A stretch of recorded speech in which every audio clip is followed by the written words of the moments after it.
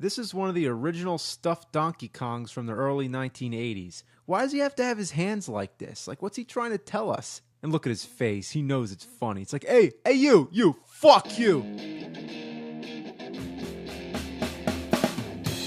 He's gonna take you back to the past to play the shitty games that suck ass. He'd rather have a buffalo take a diarrhea dump in his ear. He'd rather eat the rotten asshole of a roadkill skunk and down it with beer. He's the angriest gamer you've ever heard.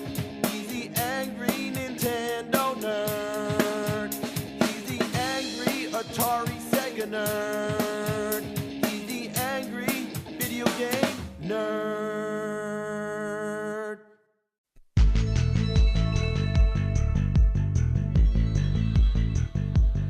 Oh boy.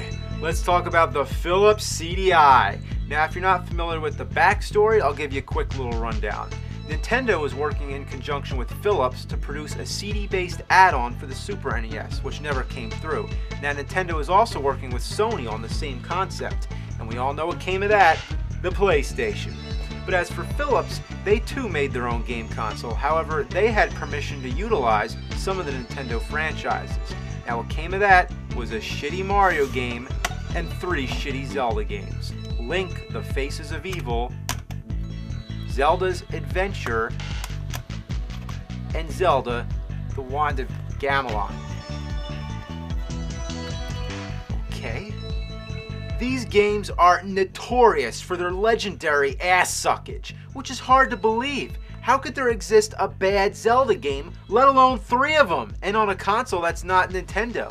Well, if you haven't heard of them, you might think you're living under a rock, but let me tell you, it's a rock worth living under. Before we begin, let's talk about the console itself. To begin with, it barely fucking works. That's a good start, right? I had to buy 3 CDIs before I got one that's functional. The first one wouldn't read the discs. The second one right here had the same problems. I haven't returned it yet just because I wanted to show you what it looks like.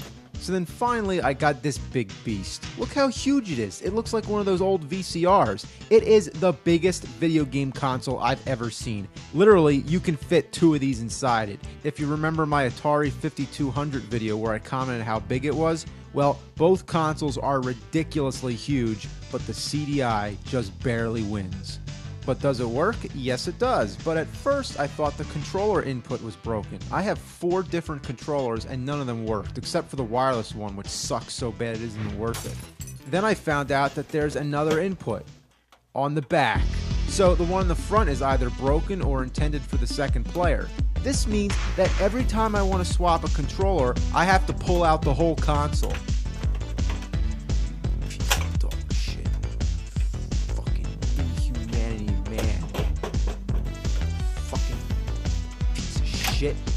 That is a pain in the ass. Why couldn't both be on the front? Seriously, I couldn't even imagine what they were thinking. But let's talk about the controllers. One is your average regular ass controller. The next one looks like a spoon. I really don't understand it. And this one has this awkward joystick. It's so stiff. It's basically just a stick on top of a regular D-pad. Then you have the wireless one. This is the standard controller that comes with the system. But as I've said, it's terrible. Your finger keeps slipping off the joystick and the buttons are too close. Imagine if you were trying to play Nintendo 64 and all the buttons were clustered around the joystick. For your average point and click game, it's okay, but for an action game like Zelda, it is nearly impossible to use this controller. It's all worth it just to play such classics as Sticky Bear Reading, Lamb Chop's Play Along, Sailing, and The Flowers of Robert Mapplethorpe. Yeah, it had its share of educational games, some action games, but let's cut the bullshit and get to the ones you want to hear about. The Zelda games are pretty rare and kinda expensive. Zelda's Adventure was over $180 US. Not counting the money I had refunded for the bad consoles, all this in total cost about $700. I've been dying to do a CDI review for a long time, and partly due to financial and technical difficulties, that's what's been holding me back. But before we get to the Zelda games, let's start off with Hotel Mario. The price on this one, I gotta be honest, was $0 because this one was a donation. Thanks, Casey. You might as well have sent me a turd wrapped in tinfoil. As the game begins, you get a ridiculous cutscene. Nice of the princess to invite us over for a picnic, eh, Luigi? I hope she made lots of spaghetti. Reminds me of the Super Mario Bros. Super Show, but way more cheesy. The game is not what you'd expect. I mean, with a title like Hotel Mario, I guess I really didn't know what to expect, but not this. All you do is run around and shut doors. Yeah, seriously, the goal is to shut all the doors before the time runs out, then advance to the next stage. Couldn't they have come up with something better? Like, how about kill all the Goombas and Koopa Troopas, but shut doors? As much fun as that sounds, it's even more fun when the doors keep opening again. Just when you think you're about to shut the last door and beat the level, another door opens, and by the time you run all the way over there, another one opens. Also, it seems that there's always somebody in your way. Like if I jump at the wrong time, I hit the Goomba on the top. Even if I try to stomp an enemy, I end up bouncing up and getting my ass killed. Ugh, look here, I'm totally fucked. Here I go, I'm kicking ass. Fuck, you gotta watch the doors. Speaking of doors, you can actually hide in the doors, which helps out sometimes. But these things with the arrows, let's talk about them. They're elevators, or they could be stairwells, whatever. Where the arrow points make sense. They go up, they go down. But the controls take some time to get used to. By instinct, if I see a down arrow, I press down. But that's not how it works. You have to hit up, regardless of which elevator you're on.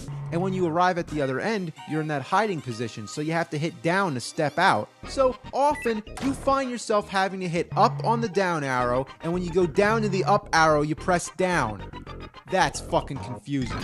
Gotta be quick. And the elevators don't always go where you expect. No, it takes me to the other side where I get killed by the fucking caterpillar. The game is actually more reminiscent of arcade games from the early 80s like Donkey Kong and Mario Brothers. And for something like that, Hotel Mario actually isn't too bad. It is challenging, I'll give it that. But the fact is, this was not the early 80s, this was 1994, and it was a next generation console. Originally, they planned to release a sequel to Super Mario World titled Super Mario's Wacky Worlds, but it was canceled, and what we got was this. End of story. Now, all this CDI stuff is a shit sandwich that's too big for one mouthful. So check in for part 2. We're going to look at the Zelda games.